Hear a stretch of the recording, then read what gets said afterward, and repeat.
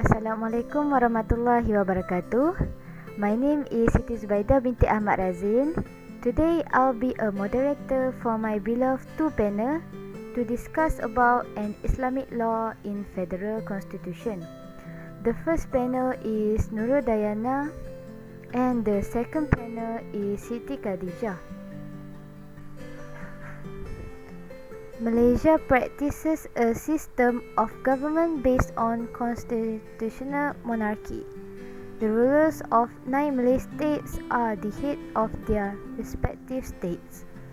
The head of the state of the federation is YDPA or Yang di-Pertuan Agong, who is elected by the Malay rulers amongst themselves through the Conference of Rulers for a 5-year term. The three organs of the federation are the executive, legislature and judiciary. YDPA is the highest of the executive. The Prime Minister leads the cabinet. Parliament is the federal legislative body which have three components, namely YDPA, House of Representatives and Senate. The Sharia Court is placed within the authority of the states. The current structure of Sharia Court as follow the Sharia Appeal Court and then the Sharia High Court, and the lowest is the Sharia Subordinate Court. My question for panel number 1 is that how did Islamic law come to Malaysia? Thank you to moderator Siti Zubaida for the question. To answer the question, Islamic law was established in Malaysia by the 14th century during the colonial period. Islamic law found on a stone called Batu Bersurat in the 13th tree. Before the coming of Islam, the Malays followed custom and tradition that was significantly influenced by Hindu concept. The British did not interfere with religion in the country. Islam was adopted as the religion of the state, with the constitution providing that the leader in each state must be a Muslim. Then, a Melaka law. Melaka was a Malay kingdom in early 15th century. A compilation of laws was made on the orders of the ruler, which is the Melaka law. Should the influence of Islam in Melaka customary laws, then Islam becomes state religion in Malaysia. The Islamic law in Melaka occupy almost a quarter of some of the local provision, which concern marriage law, law of the sale, and criminal law. This is how an Islamic law come to Malaysia and still use this law until now. British come to Malaya, they impose English law through civil court system and legislation. Justice was administered by English judges. Federated and unfederated Malaya states needs to follow British residents. The Federation of Malaya gained its independence from the British on the 31st August of 1957. My question for panel 1 is that what is the difference on Islamic law before and after British intervention? For the question number 2, before British come to intervention, the Malays follow custom and tradition that was significantly influenced by Hindu concept. System in country based on religious guidance like Undang-Undang Kedah, Pahang and Melaka system. The system have element of Sharia. After intervention, British made a colonization in Malaysia. They have three phases, which is first phase during colonization of Portuguese. After Alfonso de Albuquerque conquest of Melaka in 1511, a military and civil administration was established. The Portuguese authorities did not exert their influence of the Malays and the other ASEAN communities who lived outside the city walls. Their interest was in trade, not in political power. Beyond the city walls, there much of the former Malay administration was retained. It is doubtful whether Portuguese law was ever introduced to Melaka, as so evidence mentioned here. Then, colonization of Dutch. Dutch motive in capturing Melaka was not directly profit from its use, but rather to incorporate it is a system of trading base and to deny it use to Portuguese. Consequently, Dutch never attempt to extend their political authority beyond the city of Malacca and the adjoining district of Nanning. It was a Dutch practice in Batavia to leave the local inhabitants to their own lands, unless this clashed with generally accepted principle of justice. Lastly, colonization of British. The British arrival in Malaya led to the introduction of the English law, thus replacing the hitherto Islamic law. Malaya was officially colonized by the British in 1824, which divided the Malay archipelago into British and Dutch sphere of influence. This colonization has introduced English court system in Malaysia. For panel number 2, can I ask a question on what is the function of Mufti in the British intervention time? Thank you, moderator, for your question. The function of the Mufti during the British intervention was that the Mufti was an advisor to the Sultan in each state. Besides that, the role of the Mufti is also to issue fatwas and assist the Sharia courts in the administration of justice. The Mufti also assists the civil courts in determining matters related to Islamic law that arise in the civil courts.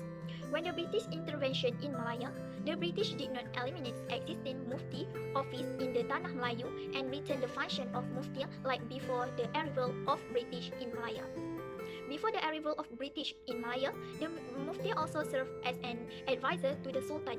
Other than the role of the Mufti also very broad, which includes the responsibility to provide an understanding of Islamic law, issue fatwas, and enforce Islamic law. Apart from that, the Mufti also plays a role in carrying out the duties of justice, leading official state ceremonies, and addressing various issues that arise in the state. In this case, the scope of duties of the Mufti cover administration, religion, and judiciary. At that time, there were various names given to this position, such as Mufti, Qadi, and Imam.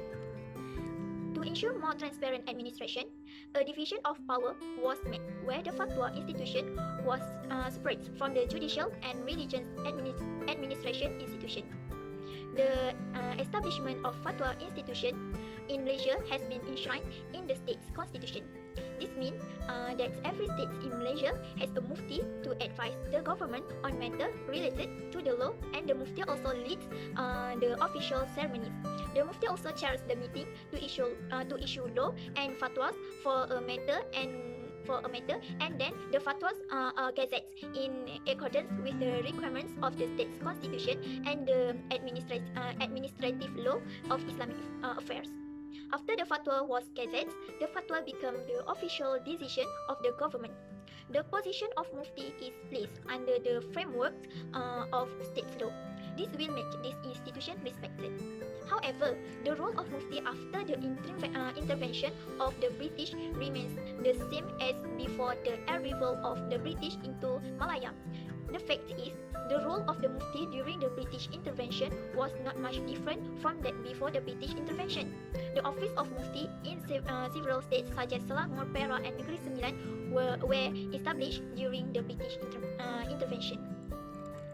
With the fact that Kelantan had appointed its first Mufti in 1870, Johor already had a Mufti in 1895, Penang had its first Mufti in 1920, Kedah had its Shaykh al-Islam in 1920, Terengganu had its first Mufti in 1923, Selangor in 1930, while Perlis had its first Mufti in 1938. Before independence, the Malay rulers had the authority over matters relating to Islam in their respective states. When the country was gaining independence as a federal state, the federal constitution was drafted in such a way as to return matters related to Islam under the authority of the Malay rulers. The process of issuing a fatwa is not an individual process, but a collective one. The law on Islamic administration provides the detailed procedure on the process of issuing a fatwa. It involves the Mufti, the Fatwa Committee, the Religion Council, and the consent of the Sultan. Firstly, the Mufti will give direction for research to be done and working paper to be prepared. Then the matter will be discussed in the Fatwa Committee, and then will prepare the fatwa to be forwarded to the Religion Council. The Religion Council will thereafter make a recommendation to the Sultan for his consent to publish the fatwa in the Gazette.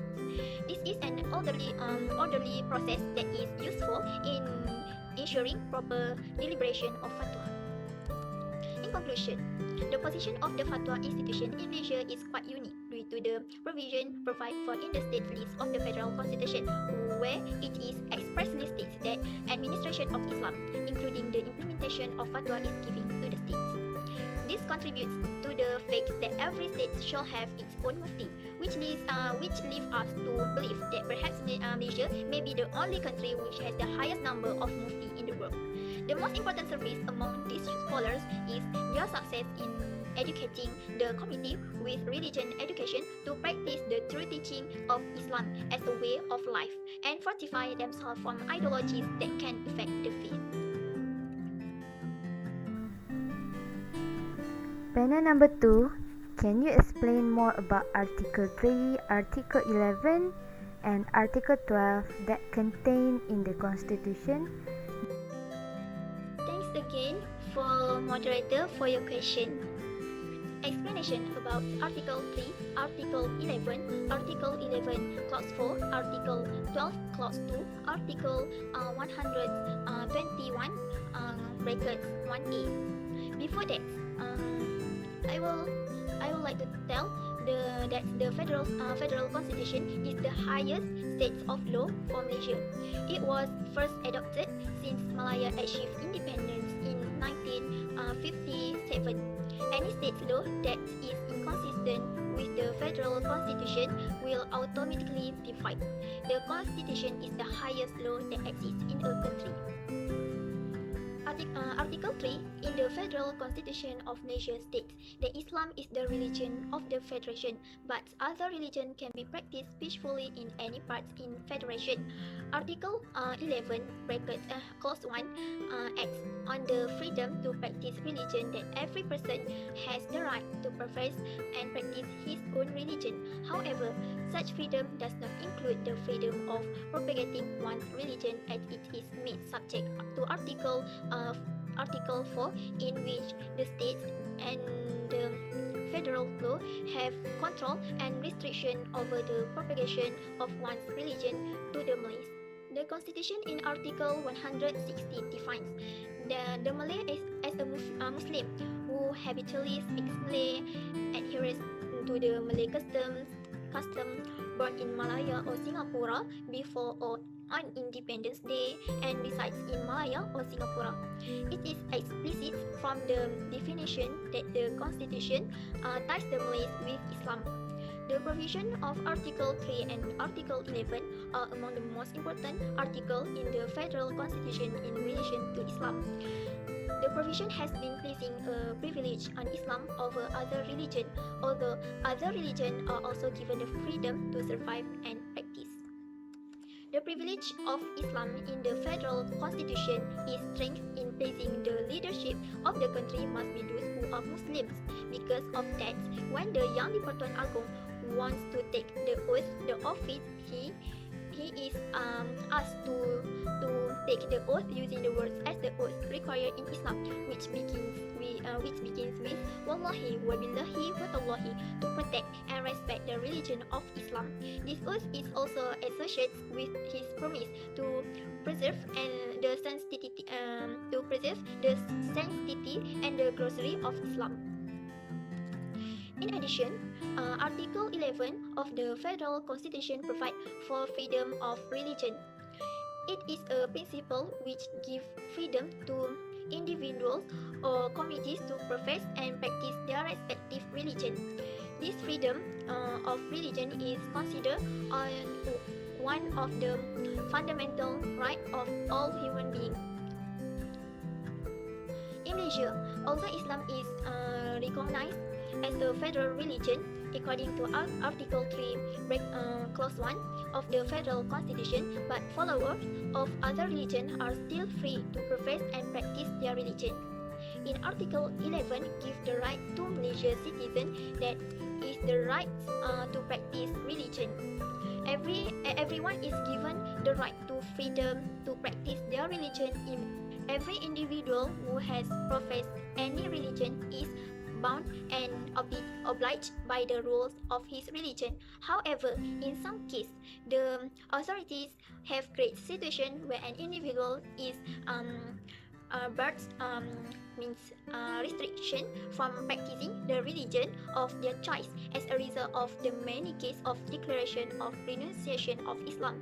Although based on Article 11 of the Federal Constitution states freedom of religion, but for people who profess Islam, they are free to practice their religion, which is Islam, and not free to leave Islam because it is subject to Islamic criminal law of the states in Malaysia.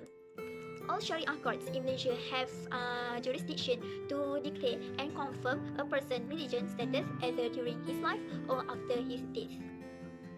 Article 11, Clause 4 clarifies that the law of the states and federal territories of Kuala Lumpur, Labuan, and Putrajaya, federal law may control or restrict the spread of any religion, doctrine, or belief among persons professing the religion of Islam. This is to protect religion freedom among Muslims. Article 3 of the Federal Constitution has clarified that Islam is the official religion, but other religions can still be practiced as parts of human rights in the Federal Constitution. However, compared to other religions, Islam is given its own privilege and protection. Article 11, Clause 4 states that the spread of religion other than Islam to Muslim is strictly prohibited, especially in terms of the spread of da'wah. In addition, this provision also indirectly empowers the states or federal government to enact law to control and restrict non-Muslims from spreading or expanding their teaching and belief to. Based on that power, state government can pass law to control the spread of non-Muslim religion to Muslim. Almost all states in Malaysia have special enactment that regulates the spread of da'wah to Muslim. In Article 12, Clause 2, every religion group has the right to establish and maintain institutions for the education of children in its own religion. Article 12 of the Federal Constitution of Malaysia clearly states that there shall be no discrimination against any citizen solely on the grounds of religion, race, descent, or place of birth. But it is lawful for the Federation and the states to establish, maintain, exist Muslim institutions and incur such expense as may be necessary for that purpose. In Article 121, bracket 1A provide that civil courts are restricted from interfering with the jurisdiction of Sharia courts. Prior to 1988, where before the provision of this article 121 bracket 1A, the affairs of the Sharia courts were always interrupted by the civil courts. What has been decided in the Sharia courts is easily tampered with by the civil courts.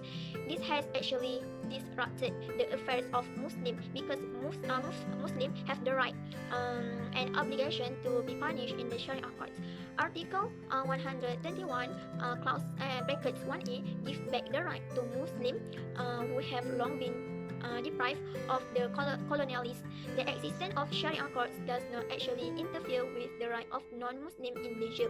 If Article 121 bracket 1A is repealed or dropped, Muslims will lose their right. In addition, it will cause disharmony in the country because Muslims are the majority population in Malaysia. The position of Sharia courts will go backwards, where the civil courts can interfere with the jurisdiction of Sharia courts.